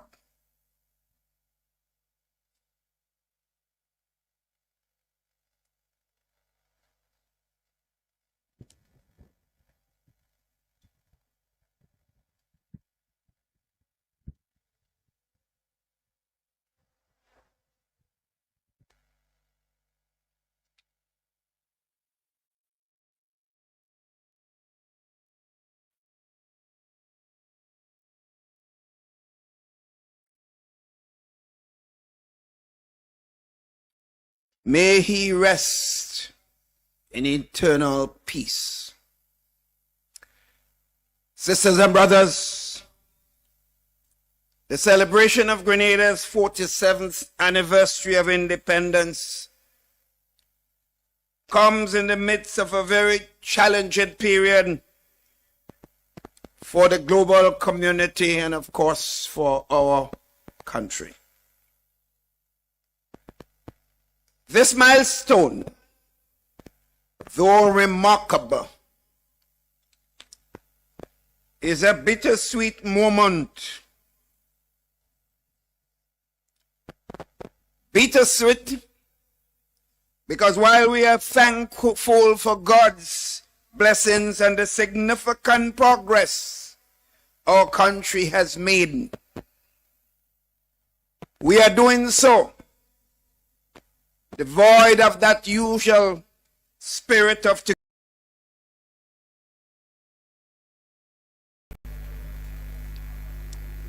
Before I begin this unique address this morning, let me express my heartfelt condolences to the family of the late Alvin Nimrod,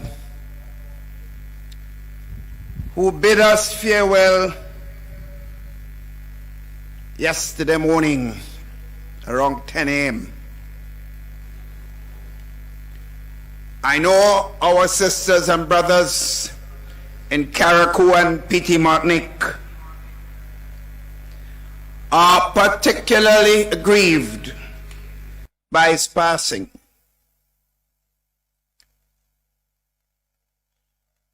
Brother Nimrod gave human services to our beloved country, holding various portfolios in government and serving as a member of parliament for over 2 decades. In addition to Reverend James's comments about his various responsibilities, he also served as Deputy Prime Minister for about 7 years in the government. Therefore, sisters and brothers, I beg your indulgence to join me wherever you are in observing a special minute of silence for the service on the passing of Alvin Nimrod.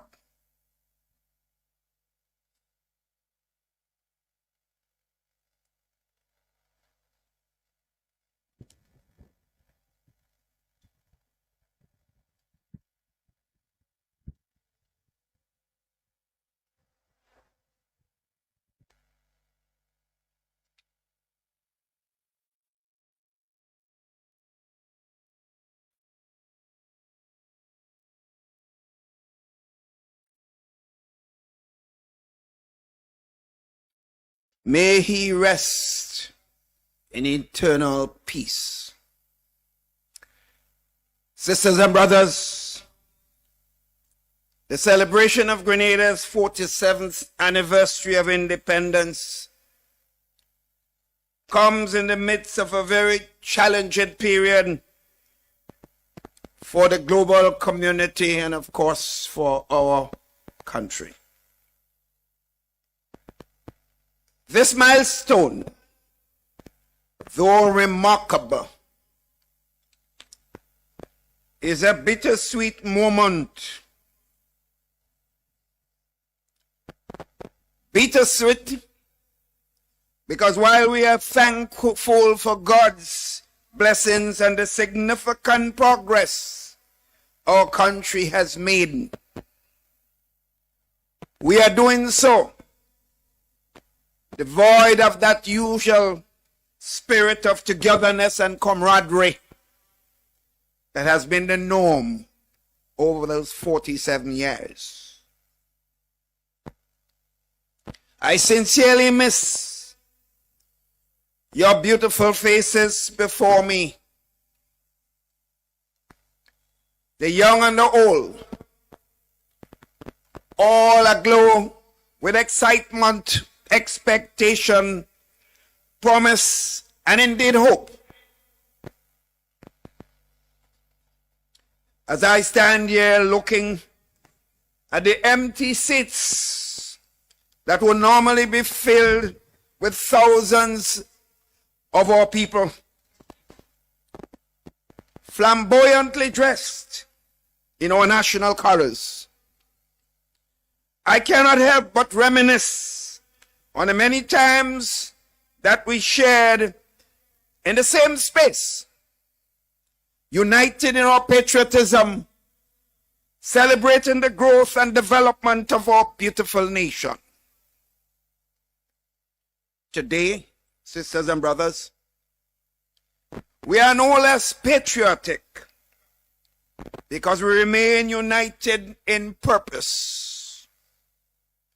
even as we celebrate in our own private spaces. In fact, by adhering to the protocols and maintaining physical distance, we are demonstrating an even greater level of patriotism because we are making the necessary sacrifices now that will give our country and our fellow nationals a true chance at surviving the ravages of this pandemic, which has upended the life as we know it. And so, in our new normal, we adapt, we adjust, and we keep forging ahead as one people, one family. My friends, as one who strives on interaction with people, I tell you that this has been one of the most difficult periods for me personally in my entire life. I'm well aware that the extended period of restrictions is also difficult for many of you, particularly our young brothers and sisters. Because as human beings, we are naturally social creatures. And as such, we tend to gravitate towards each other in joy and in sorrow, in sickness and in health, in good times and bad times. However, the reality is that this pandemic calls for us to be more responsible beings, to take actions that are contrary to our natural instincts, but which have become necessary to help curb the spread of COVID-19.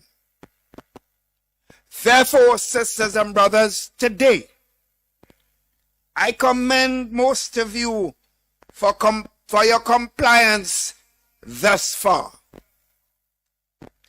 And I also encourage everyone to continue adhering to the protocols as the fight against this dreaded disease is far from over.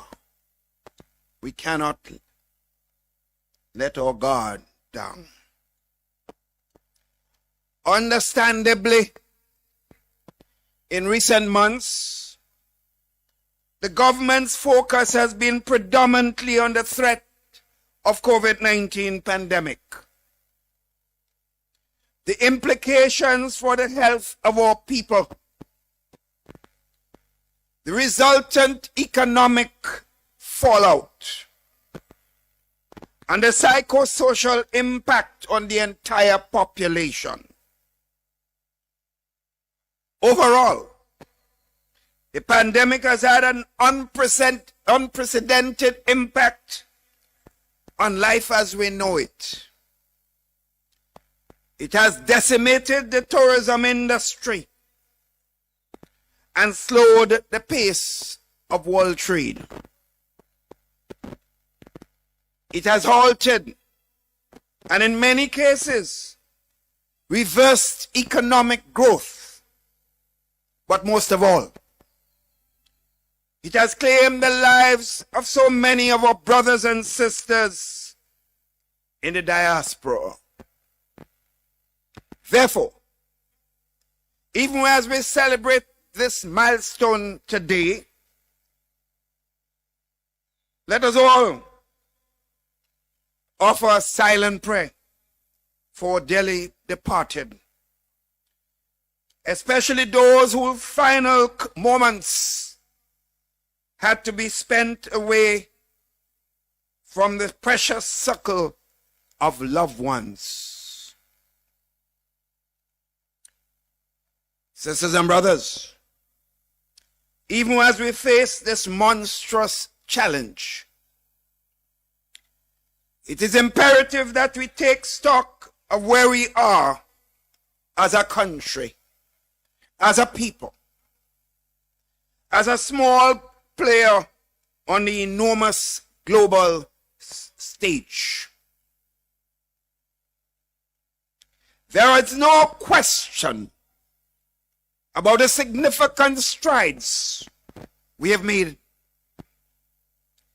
But the reality is, there is so much left to be done. Guided by the targets and milestones set out in our 15-year National Sustainable Development Plan, government envisions a future of hope, a future of targeted interventions that collectively seek to further propel development.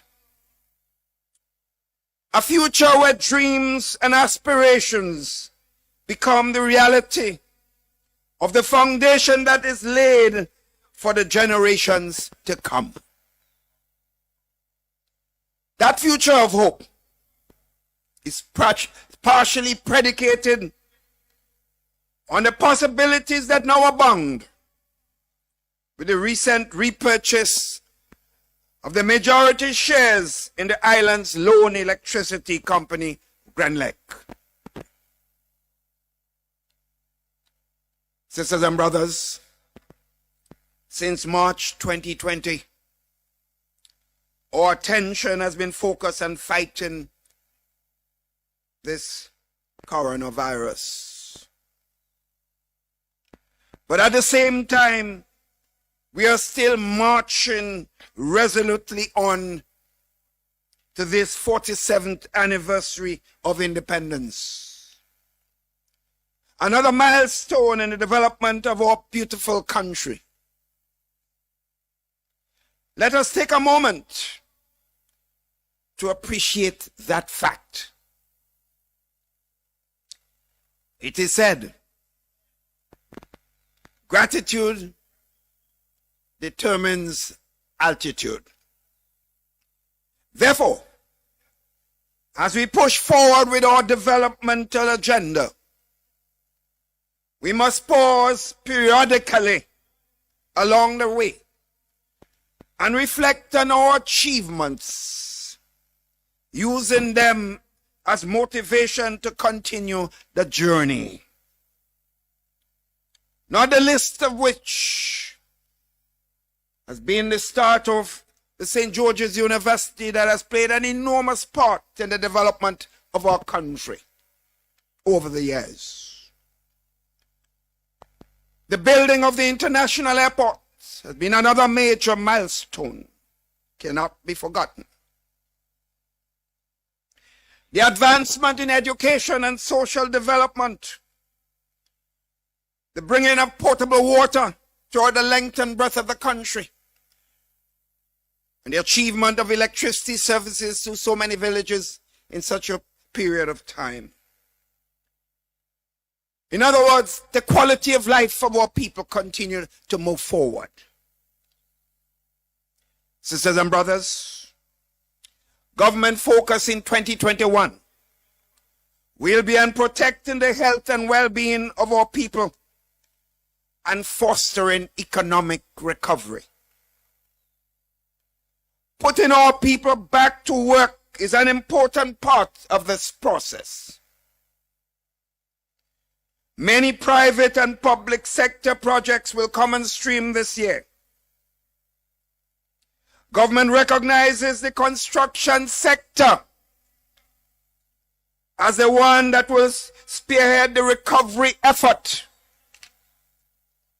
And we anticipate these projects providing jobs for hundreds or even thousands of Grenadians, Carriacouians, and Petit Martinicans, and helping, therefore, to stimulate the local economy.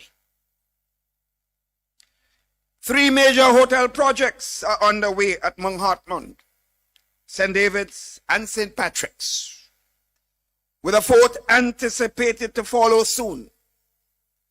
And the developers have all expressed an interest and moving forward to provide training to young Grenadians to prepare them for the jobs when the hotels become operational. Plans like these align perfectly with the concerted efforts being made by government to empower young people and to find opportunities to transition out of the various programs facilitated by government. In addition, the timing of these projects and their estimated completion dates mean that Grenada will be better positioned when the tourism sector begins to ascend its post-COVID trajectory. The pace of recovery, my sisters and brothers, and a return to normal will depend largely on the acquisition and the successful rollout of COVID-19 vaccines. Government is therefore moving aggressively in collaboration with the relevant stakeholders to procure COVID-19 vaccines soon. We know there are mixed reactions to the efficacy of the various vaccines on the market, but we are relying on the guidance of the Pan American Health Organization. And of course, as a believer in science, we will be selecting our choice of vaccines that will protect us. My friends, I will be one of the first person in line to receive a vaccine when it becomes available. This pandemic, sisters and brothers, has caused many things to be put on hold. But the education of our nation's children must continue. Government is therefore vigorously pursuing e-learning.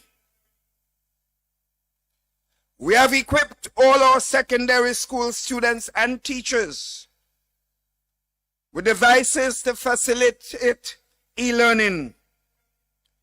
And we are now moving similarly to equip students at the primary level. These initiatives will cost the taxpayers millions of dollars that was never planned for. And therefore all of us must take note.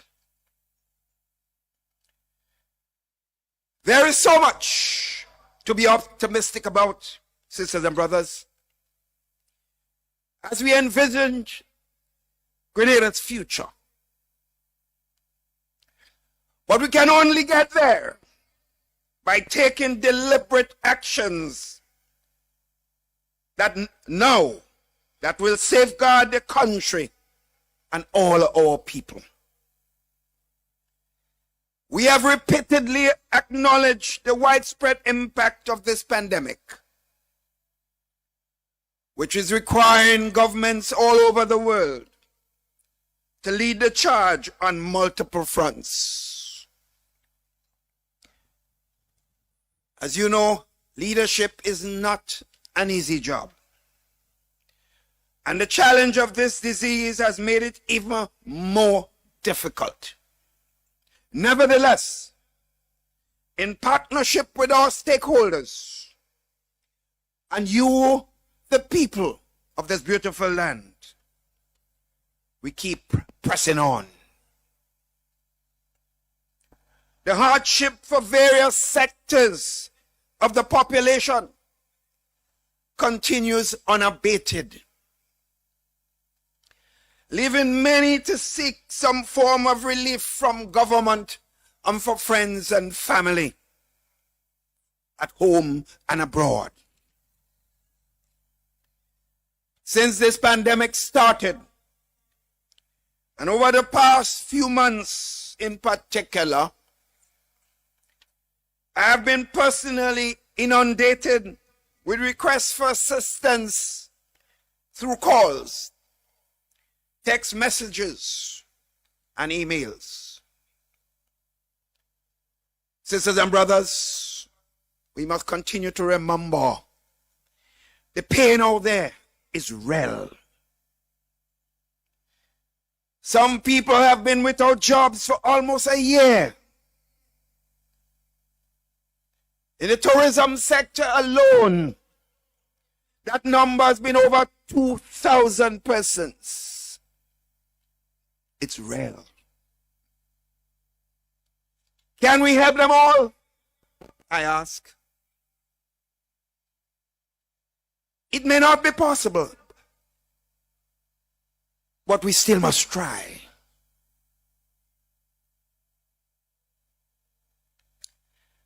I've always prided myself on being able to sleep comfortably.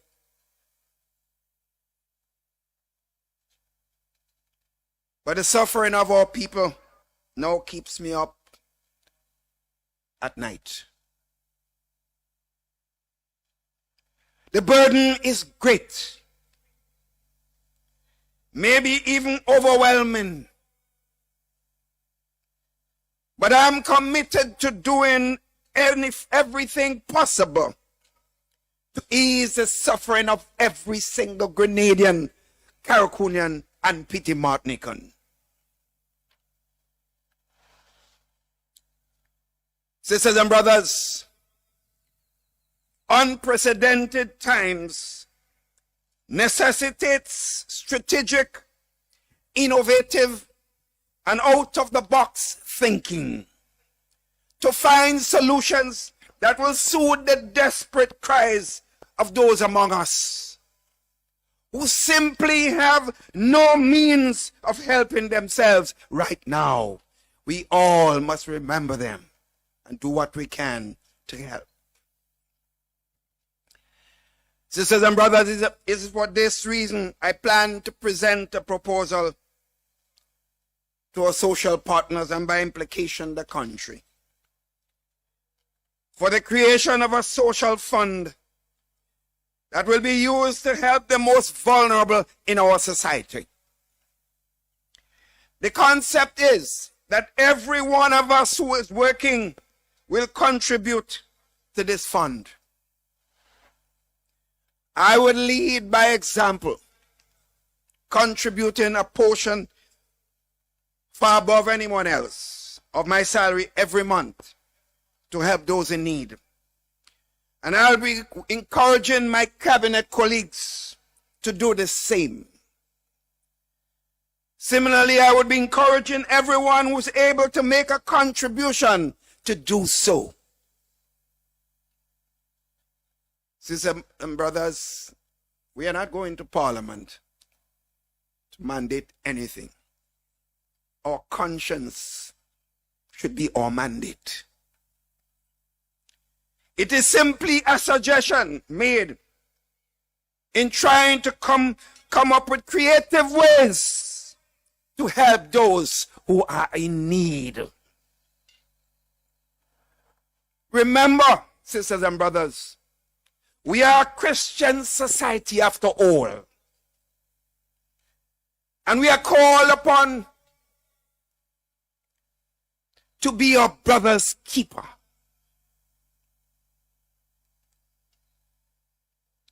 In John 3, verses 17 to 18, and I quote,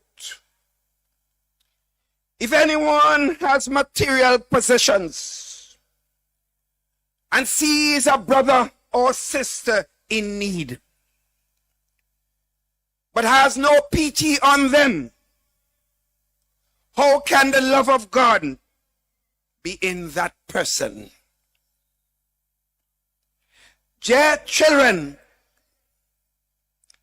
let us not love with words or speech, but with actions and in truth." Unquote. My friends, Let us all heed the word of the Lord and show compassion to a fellow countrymen.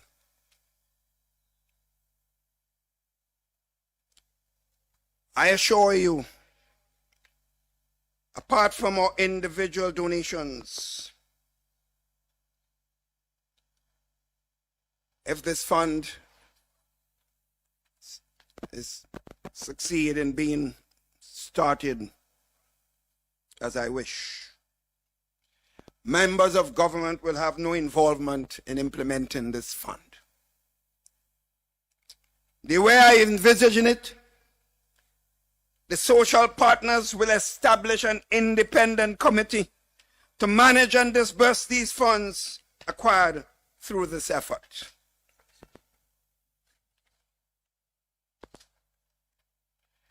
Any beneficiary of this initiative must be someone with justifiable need, which will be verified.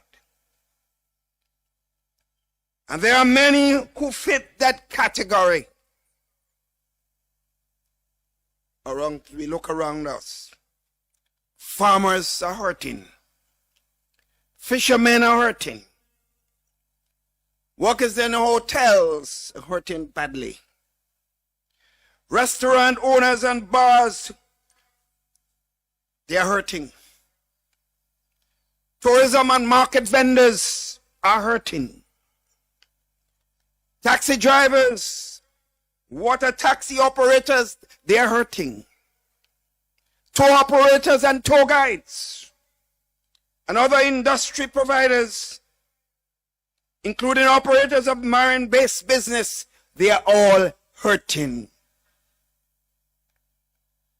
Liat workers who have provided years of human service to Liat, who have now literally not operating and are left at home for months without a penny. And other workers involved in the aviation industry, hairdressers, barbers, entertainers, school-based vendors, shopkeepers, small travel agencies, other business owners, property owners. The list goes on and on. They are all hurting. Sisters and brothers, the fund that we wish to establish will never be enough to meet the pain, as I just listed so many people out there. We are also in discussion with the regional and international community to get additional funds to complement the initiative that I just talked about. Sisters and brothers, if you are overwhelmed by the few categories identified here today, imagine how I feel on a daily basis, hearing the cries of so many people. I've never had that in my 36 years of involvement in government. The way I see it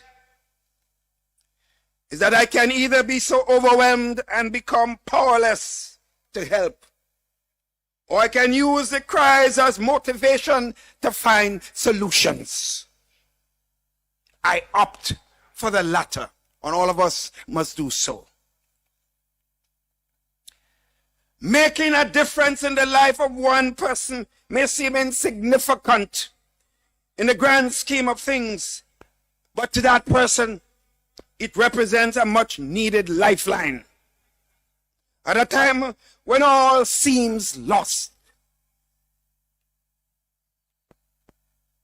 we can all, sisters and brothers, be that lifeline to a brother and a sister in itself.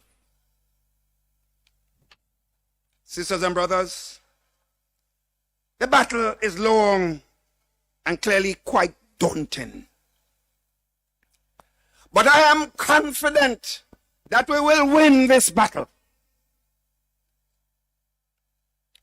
The key in winning this battle is collaboration and working together. A collective effort, hand in hand, towards that common objective. We unite and we persevere, confident that we'll give way to a brighter tomorrow. Our celebration of this national milestone, therefore, today, is a reminder that good things are still happening despite COVID-19. Sisters and brothers, therefore, in closing, I pray that God continues to bless these beautiful islands of Grenada, Carriacou, and Petit Martinique, and our people, all our people too.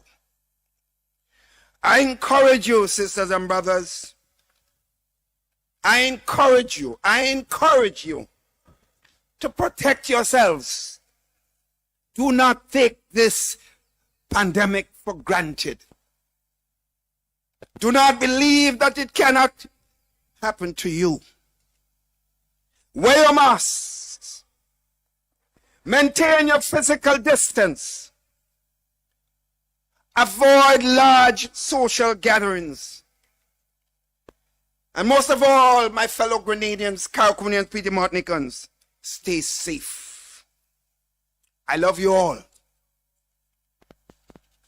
I therefore wish every one of you, despite the present condition and atmosphere, happy independence to all. I thank you.